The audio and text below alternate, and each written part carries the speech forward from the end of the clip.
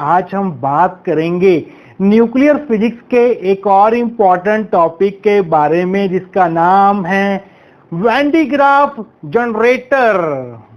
देखिए students, Van de Graaff generator जो है वो एक प्रकार का पार्टिकल एक्सेलरेटर ही होता है। पार्टिकल एक्सेलरेटर क्या होता है? पार्टिकल एक्सेलरेटर एक ऐसा डिवाइस होता है जो चार्ज पार्टिकल्स को हाई काइनेटिक एनर्जी पर एक्सेलरेट करने के काम आता है। बहुत सारे ऐसे एक्सपेरिमेंट्स होते हैं न्यूक्लियर फिजिक्स में जहां पर हमें हाई एनर्जेटिक चार्ज पार्टिकल्स की जरूरत पड़ती है और वहां पर हम यूज करते हैं पार्टिकल एक्सेलरेटर्स। आपने रदरफोर्ड गोल्ड फॉयल एक्सपेरिमेंट सुना हुआ है जिसमें रदरफोर्ड सर ने हाईली एनर्जेटिक अल्फा पार्टिकल्स को इंसिडेंट करवाया था गोल्ड फॉयल के ऊपर in order to discover the nucleus, और उन्होंने high energetic alpha particles obtain किए थे with the help of particle accelerator. अब हम चार्ज पार्टिकल्स को कैसे एक्सेलरेट कर सकते हैं? चार्ज पार्टिकल्स को अगर हम मूव करवाएं अंडर हाई पोटेंशियल डिफरेंस तो चार्ज पार्टिकल्स को बहुत ज्यादा एनर्जी पर एक्सेलरेट किया जा सकता है। वैन डी ग्राफ जनरेटर क्या करता है? Van de Graaff generator few million volts का पोटेंशियल डिफरेंस बिल्डअप करता है और जब इस हाई पोटेंशियल डिफरेंस से हम चार्ज पार्टिकल्स को पास करवाते हैं तो चार्ज पार्टिकल्स हैं वो ऑटोमेटिकली एक्सेलरेट हो जाते हैं। और इस जनरेटर को सबसे पहले डिजाइन किया था American physicist Robert Jemison Van de Graaff ने 1931 में।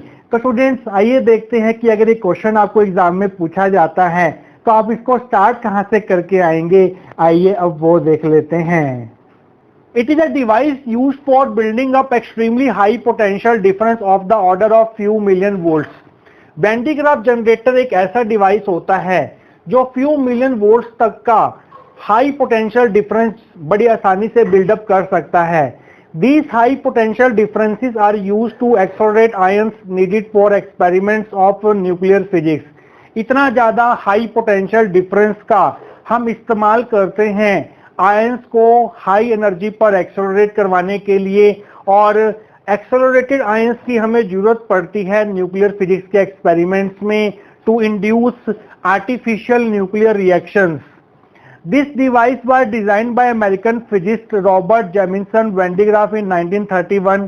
ये डिवाइस जो है अमेरिका के एक फिजिस्ट थे जिनका नाम था Robert Jemison Van de Graaff ने डिजाइन किया था 1931 में, और उनके नाम पर ही इसका नाम पड़ा वैन डी ग्राफ जनरेटर। तो स्टूडेंट्स आने वाले सेक्शंस में हम बात करेंगे principle, construction and working of Van de Graaff generator के बारे में। तो स्टूडेंट्स आइए अब बात करते हैं principle of Van de Graaff generator के बारे में। तो आप हेडिंग बनाएंगे principle. The working of Van de Graaff generator is based on action of sharp points that is corona discharge. जो वर्किंग है वैन डी ग्राफ जनरेटर की वो दो बातों पर डिपेंड करती है, दो फिनोमेना पर डिपेंड करती है। पहला है एक्शन ऑफ शार्प पॉइंट्स और इसी को हम कोरोना डिस्चार्ज कहते हैं। पहले आप इसका मतलब समझ लीजिए कि आखिरकार इसका मतलब क्या है। मान लीजिए स्टूडेंट्स आपके पास एक कंडक्टर है ऑफ इरेगुलर शेप। अब आप बताइए कि कंडक्टर के कौन से पॉइंट्स पर जो चार्ज डेंसिटी होगी वो ज्यादा होगी। हम मान लेते हैं कि हमने इस कंडक्टर को पॉजिटिव चार्ज दे दिया, तो आप बताइए कि कंडक्टर के किन पॉइंट्स पर चार्ज डेंसिटी जो है वो ज्यादा होगी। हमें पता है कि जो चार्ज डेंसिटी होती है वो इनवर्सली प्रोपोर्शनल टू होती है रेडियस ऑफ कर्वेचर के। तो स्टूडेंट्स अगर मैं इस पॉइंटेड एंड पर एक सर्कल ड्रॉ करता हूं यहां पर, और एक सर्कल में यहां पर ड्रॉ करता हूं, तो कौन से सर्कल की रेडियस कम होगी? इस सर्कल की रेडियस कम होगी। तो इस सर्कल की रेडियस कम है तो यहां पर इस पॉइंटेड एंड पर चार्ज डेंसिटी जो है वो ज्यादा होगी। इस चीज का आप ध्यान रखेंगे कि कंडक्टर के पॉइंटेड एंड्स पर चार्ज डेंसिटी जो है वो सबसे ज्यादा होती है। पहला पॉइंट तो आप ये नोट करेंगे। तो स्टूडेंट्स मान लीजिए हमने एक पॉइंटेड कंडक्टर ले लिया इस फॉर्म में जहां पर बहुत सारे पॉइंटेड एंड्स हैं और यहां पर चार्ज डेंसिटी जो है वो बहुत ज्यादा है इन पॉइंटेड एंड्स पर। तो क्या होगा अगर हम इस पॉइंटेड कंडक्टर के पास में एक इंसुलेटिंग बेल्ट ले आए, इंसुलेटिंग मटेरियल की एक बेल्ट ले आए, चाहे वो रबड़ की हो चाहे वो नायलॉन की हो, तो होगा क्या कि जो पॉजिटिव चार्ज होगा इस इंसुलेटिंग बेल्ट के, इस इंसुलेटिंग मटेरियल के इलेक्ट्रॉन्स को अपनी तरफ अट्रैक्ट करेगा। तो यहाँ पर इलेक्ट्रॉन्स जो हैं इस पॉजिटिव चार्ज को न्यूट्रलाइज कर देंगे, क्योंकि इंसुलेटिंग मटेरियल ने इलेक्ट्रॉन लूज किए हैं तो यहाँ पर पॉजिटिव चार्ज आ जाएगा, क्योंकि जब भी कोई मटेरियल इलेक्ट्रॉन लूज करता है तो उस पे पॉजिटिव चार्ज आ जाता है। तो इन द वे हम ये कह सकते हैं कि जो पॉजिटिव चार्ज है वो ट्रांसफर हुआ है इस पॉइंटेड कंडक्टर से इस इंसुलेटिंग बेल्ट के ऊपर। इसी फिनोमेना को हम बोलते हैं कोरोना डिस्चार्ज या फिर action of sharp points. In sharp points की वजह से पॉजिटिव चार्ज जो है वो यहां से यहां ट्रांसफर हुआ है, इसी फिनोमेना को हम बोलते हैं corona discharge. This is one of the phenomena on which working of when D Graaff generator depends. Second point देखते हैं जिस पर इसकी वर्किंग जो है वो डिपेंड करती है। Property that charge given to a hollow conductor is transferred to the outer surface and uniformly distributed over it. अगर आपके पास एक होलो कंडक्टर है और अगर आप इसको चार्ज देते हैं तो वो चार्ज जो है हमेशा आउटर सरफेस पर रिजाइड करेगा, आउटर सरफेस पर यूनिफॉर्मली डिस्ट्रीब्यूट होगा, क्योंकि जो इलेक्ट्रिक फील्ड इंटेंसिटी होती है होलो कंडक्टर के अंदर वो 0 होती है। तो नेट चार्ज जो है होलो कंडक्टर के अंदर वो 0 होगा। जितना भी चार्ज आप इस होलो कंडक्टर को देंगे वो इसके आउटर सरफेस पर ट्रांसफर होता रहेगा और यूनिफॉर्मली डिस्ट्रीब्यूट होता रहेगा। तो ये दो पॉइंट्स हैं जिसके ऊपर हमारी वेन डी ग्राफ जनरेटर की वर्किंग जो है वो डिपेंड करती है। एक तो है कोरोना डिस्चार्ज और दूसरा है कि होलो कंडक्टर को आप जो भी चार्ज देते हैं वो इसके आउटर सरफेस पर ट्रांसफर हो जाता है। ये चीजें जो हैं इसकी वर्किंग में हेल्प करती हैं। तो स्टूडेंट्स, इसके बाद हम डिस्कस करेंगे construction of when D Graaff generator. तो स्टूडेंट्स, आइए बात करते हैं construction of when D Graaff generator के बारे में। जो स्कीमेटिक डायग्राम है वेन डी ग्राफ जनरेटर का वो एग्जाम में आप कुछ इस प्रकार से ड्रॉ करके आएंगे। आइए बात करते हैं कौन कौन से कंपोनेंट्स जो हैं वो वेन डी ग्राफ जनरेटर में आपको देखने को मिलेंगे। सबसे पहले आप यहाँ पर देख रहे हैं एक मेटालिक सफियर। ये वो मेटालिक सफियर है जहां पर पॉजिटिव चार्ज जो है वो कलेक्ट होता रहेगा और इस मेटालिक सफियर को हमने नाम दिया है एस। और इस मेटालिक सफियर की जो रेडियस होगी वो फ्यू मीटर तक होगी। इस मेटालिक सफियर को सपोर्ट करने के लिए हमने यहाँ पर दो इंसुलेटिंग स्टैंड जो हैं फिक्स किए हैं। यह है हमारा इंसुलेटिंग स्टैंड A1, यह है दूसरा इंसुलेटिंग स्टैंड A2। और यहाँ पर हमने दो पुलिस लगाई हैं, एक पुली है P1, एक पुली है P2। और इस पुली के ऊपर एक इंसुलेटिंग बेल्ट जो है वो इस तरह से मूव करती है, इस तरह से मूव करती है। अब इस इंसुलेटिंग बेल्ट को मूव करवाने के लिए इस पुली P1 को है रोटेट करवाना पड़ेगा और पुली P1 को रोटेट करवाया जाता है with the help of a motor, जो हमने इस डायग्राम में शो नहीं की है। इस पुली P1 के पास में एक मेटालिक कॉम्ब C1 फिक्स की जाती है। इस मेटालिक कॉम्ब C1 को हम बोलते हैं स्प्रे कॉम्ब। और इस पुली P2 के पास एक और मेटालिक कॉम्ब फिक्स की जाती है जिसको हम बोलते हैं कलेक्टिंग कॉम्ब C2। और इस कलेक्टिंग कॉम्ब को हम इस मेटालिक सफियर के साथ कनेक्ट करके रखते हैं। जिस आयन को आपने एक्सेलरेट करवाना है उसको आप प्रोड्यूस करते हैं इस आयन सोर्स में। ये आयन सोर्स जो है एक लंबी सी डिस्चार्ज ट्यूब होती है। ये हमारी डिस्चार्ज ट्यूब है जिसको हम नाम देंगे डिस्चार्ज ट्यूब D। और आयन सोर्स जो है इस डिस्चार्ज ट्यूब के हेड पर रखा जाता है और डिस्चार्ज ट्यूब D का जो हेड होता है वो इस मेटालिक सफियर S के अंदर होता है। जिन आयंस को आपने एक्सेलरेट करना है वो यहाँ पर प्रोड्यूस किए जाते हैं और इनको एक्सेलरेट करवा के under high potential difference target पर हिट करवाया जाता है। टारगेट जो है वो सबसे नीचे लिया जाता है यहाँ पर। इस कॉम्ब C1 को हम एक हाई टेंशन बैटरी से कनेक्ट करते हैं। कॉम्ब C1 को हम पॉजिटिव से कनेक्ट करते हैं ताकि ये पॉजिटिव पोटेंशियल पर रहे। और इस पूरी असेंबली को हम एक स्टील चैम्बर में एनक्लोज करके रखते हैं। ये सारा का सारा जो सिस्टम है ये एक स्टील चैम्बर में एनक्लोज रहता है और इस स्टील चैम्बर में हम फिल करते हैं कोई भी इनर्ट गैस फील कर सकते हैं, जैसे कि नाइट्रोजन गैस और you can say methane gas.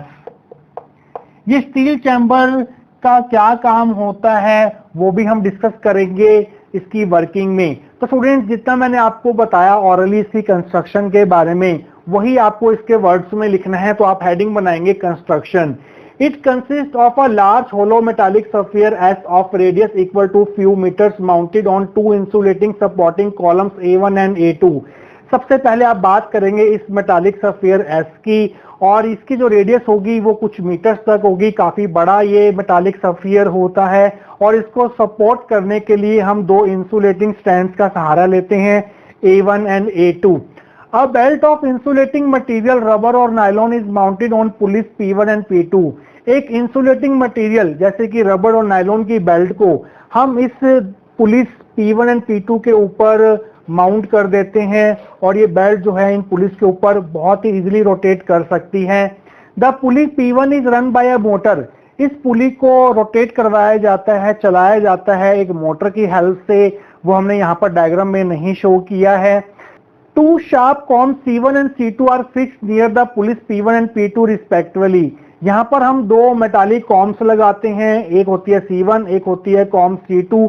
इसको P1 के पास फिक्स किया जाता है, इसको P2 के पास फिक्स किया जाता है, और यहाँ पर C2 को हम मेटालिक स्फीयर S से कनेक्ट करते हैं, और इस कॉम को हम कनेक्ट करते हैं to a high tension battery, जिसकी वैल्यू जो है वो 10⁴ वोल्ट तक हो सकती है। आइए आगे बढ़ते हैं। Com C1 is called spray com. इसको हम स्प्रे कॉम बोलते हैं क्योंकि ये चार्जेस को इस बेल्ट के ऊपर स्प्रे करती है। And com C2 is called collecting comb. इस कॉम को हम कलेक्टिंग कॉम बोलते हैं क्योंकि ये चार्जेस को बेल्ट से कलेक्ट करती है और इस मेटालिक स्फीयर S पर ट्रांसफर करती है। The ions to be accelerated are produce in discharge tube D। जिन आयंस को आपने एक्सेलरेट करना है वो आप इस डिस्चार्ज ट्यूब D में फिक्स करेंगे। The ion source lies at the head of the tube in metallic sphere S। और आयन सोर्स जो है वो मेटालिक ट्यूब D के, डिस्चार्ज ट्यूब D के यहाँ पर डिस्चार्ज ट्यूब D के हेड पर इसको रखा जाएगा, इस आयन सोर्स को, और इस डिस्चार्ज ट्यूब का हेड जो होगा इस मेटालिक स्फीयर S के अंदर होगा। तो 2-3 लाइंस और बची हैं कंस्ट्रक्शन की, वो हम देखेंगे, फिर हम डिस्कस करेंगे working of Van de Graaff generator. तो स्टूडेंट्स, देखते हैं कि आप कंस्ट्रक्शन में और क्या ऐड करके आएंगे।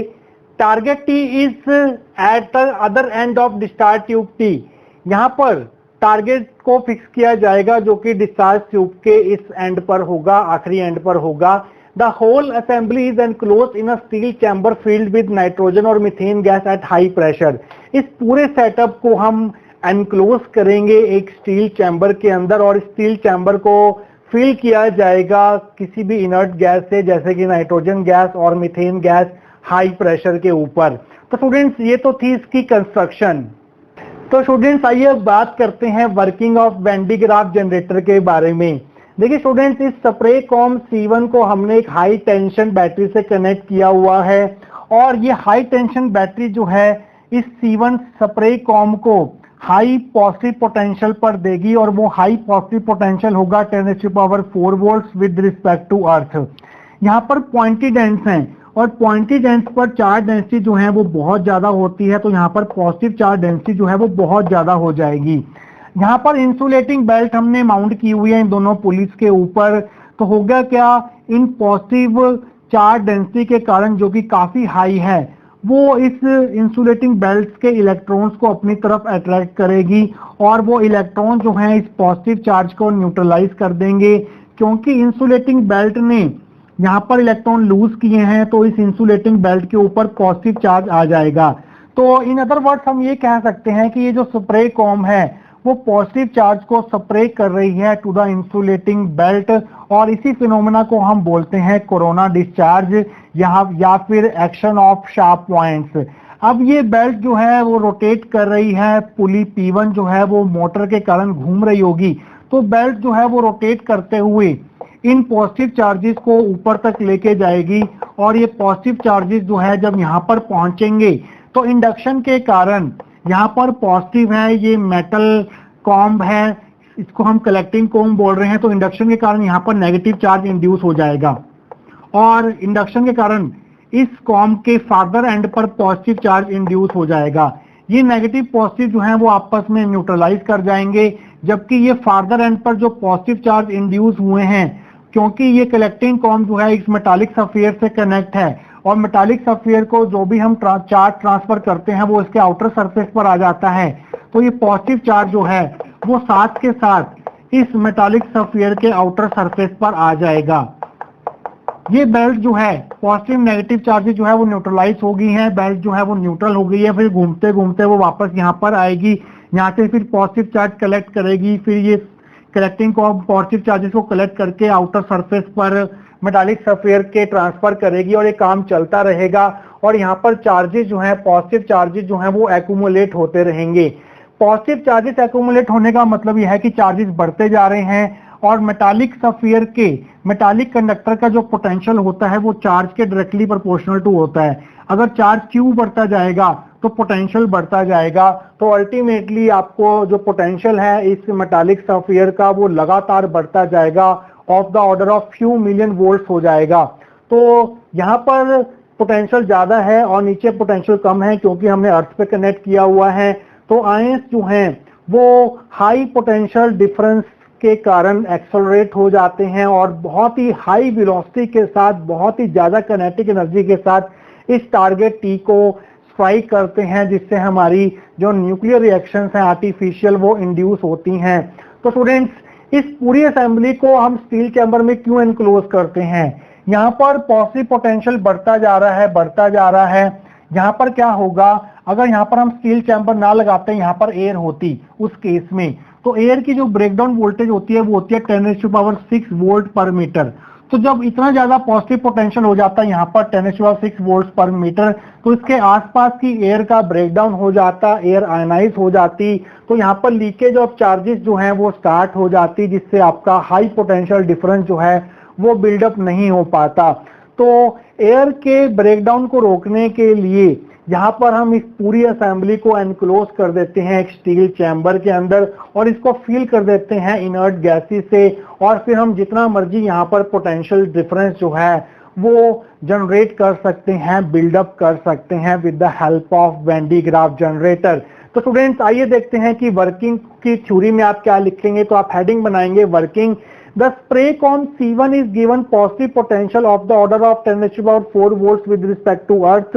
यहाँ पर कॉम C1 को इस हाई टेंशन सोर्स से हम पॉजिटिव पोटेंशियल देंगे of the order of 10⁻⁴ volt, और यहाँ पर इसको हमने अर्थ किया हुआ है।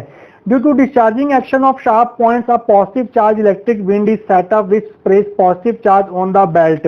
तो ये स्प्रे कॉम क्या करेगी, पॉजिटिव चार्जेस को इस बेल्ट के ऊपर स्प्रे करेगी, जैसे मैंने अभी आपको एक्सप्लेन किया था।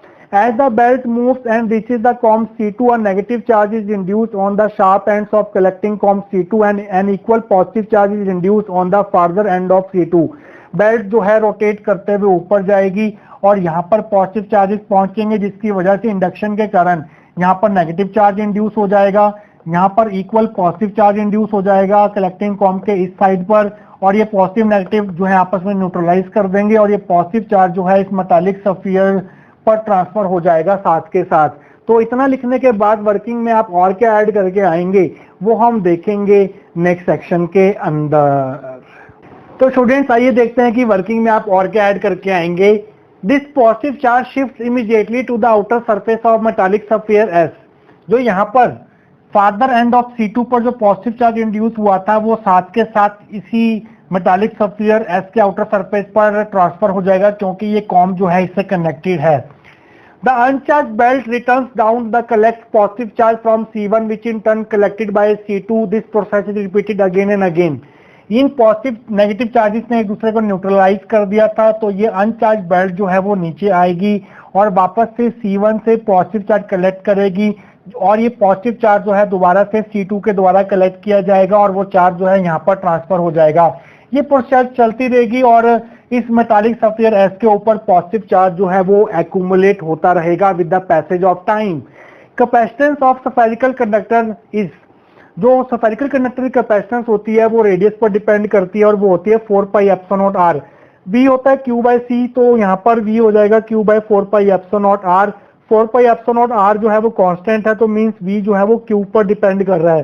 तो इसका मतलब ये है कि जैसे जैसे Q बढ़ेगा जैसे जैसे पॉजिटिव चार्ज यहाँ पर एक्यूमुलेट होता जाएगा वैसे वैसे पोटेंशियल जो है वो बढ़ता चला जाएगा। Hence potential of sphere has goes on increasing with increase in charge. The breakdown voltage of air is 3 into 10⁶ volts per meter, beyond which air around the sphere is ionized and leakage of charge takes place। अगर हम यहाँ पर steel chamber enclose ना करते तो उस case में metallic sphere के आसपास जो है वो एयर होती, तो जैसे ही पोटेंशियल जो है वो 10⁶ वोल्ट पर मीटर से ज्यादा होता जो कि एयर की ब्रेकडाउन वोल्टेज होती है, उसके बाद जो है वो आसपास की एयर जो है वो आयनाइज होनी शुरू हो जाती, जिसके कारण यहाँ पर जो ये पॉजिटिव चार्ज है वो लीक होना शुरू हो जाता, जिससे हमारे डिवाइस की जो वर्किंग है उस पर असर पड़ता और वो अच्छे से वर्क ना कर पाता।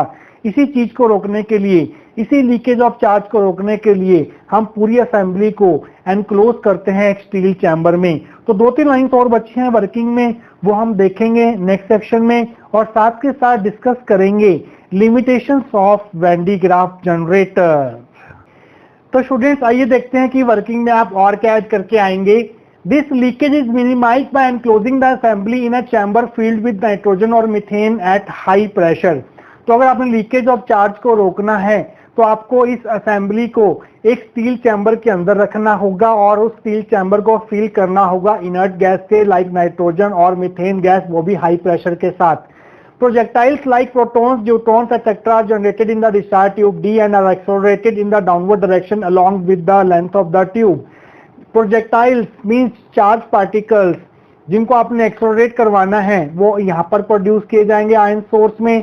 पोटेंशियल डिफरेंस जो है बहुत बढ़ गया है, यहाँ पर बहुत ज्यादा पॉजिटिव पोटेंशियल है और नीचे वाला पार्ट जो है वो अर्थड है, तो high potential to low potential आपके पॉजिटिव आयंस जो हैं जैसे कि प्रोटॉन्स, न्यूट्रॉन्स जो हैं वो एक्सेलरेट होंगे, नीचे की तरफ एक्सेलरेट होंगे और इस टारगेट को हिट करेंगे। This accelerated projectile hit the target with high kinetic energy and bring about artificial nuclear reactions. और ये जो प्रोजेक्टाइल्स, चाहे वो प्रोटॉन्स हों, चाहे वो अल्फा पार्टिकल्स हों, पॉजिटिवली चार्ज पार्टिकल्स होंगे, वो क्योंकि पॉजिटिव को रिपेल करेगा तो वो टारगेट को बहुत हाई काइनेटिक एनर्जी के साथ स्ट्राइक करेंगे, जिससे आपकी आर्टिफिशियल न्यूक्लियर रिएक्शन जो है वो इंड्यूस हो पाएंगी और आप न्यूक्लियर फिजिक्स के एक्सपेरिमेंट्स और रिसर्च वर्क जो है वो परफॉर्म कर पाएंगे। तो स्टूडेंट्स ये थी इसकी वर्किंग। आइए बात करते हैं इसकी लिमिटेशंस के बारे में। सबसे बड़ी लिमिटेशंस ये है कि इसको हम न्यूट्रल पार्टिकल्स को एक्सेलरेट नहीं करवा सकते इस ऑपरेटर से। सेकेंड लिमिटेशन ये है कि इसकी मेंटेनेंस और कंस्ट्रक्शन जो है काफी कॉस्टली होती है, काफी बल्की डिवाइस है ये। और लास्ट डिसएडवांटेज या लिमिटेशन ये है कि ये जो है कुछ मिलियन वोल्ट्स का ही पोटेंशियल डिफरेंस जो है वो प्रोड्यूस कर सकता है। आज के टाइम में इससे ज्यादा पोटेंशियल डिफरेंस प्रोड्यूस करने वाले डिवाइस अवेलेबल हैं, जैसे कि साइक्लोट्रॉन्स, और ऐसे डिवाइसेस ने इस वैन डी ग्राफ जनरेटर्स को रिप्लेस कर दिया है इन मॉडर्न टाइम्स। तो स्टूडेंट्स ये था आपका Van de Graaff generator. I hope आपको आज का टॉपिक जो है वो अच्छे से क्लियर हुआ होगा। मिलेंगे किसी और important topic of nuclear physics के साथ। Till then take care.